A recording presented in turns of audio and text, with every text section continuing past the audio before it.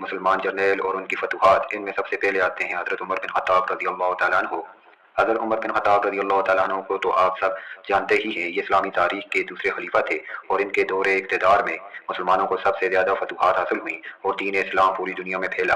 حضرت عمر رضی اللہ تعالیٰ عنہ کے والد کا نام خطاب تھا، یہ تاریخ کے سب سے طاقتور اور با اثر حکمران تھے، یہ مکہ میں شروع کے دور میں ہی ایمان لے آئے تھے۔ حضرت عمر فاروق رضی اللہ تعالیٰ عنہ کے دور خلافت میں اسلام دنیا کی سب سے بڑی طاقت کے طور پر ابھرا تھا، فارس اور بازنطین جو دنیا کی بڑی طاقتیں تھیں حضرت عمر رضی اللہ تعالیٰ عنہ کے دور خلافت میں فتح ہوئیں۔ صرف 10 سال کی مختصر مدت میں فارس، بازنطین، شام، فلسطین، مصر اور ترکی کا کچھ حصہ اسلام کے زیر دست آ گیا۔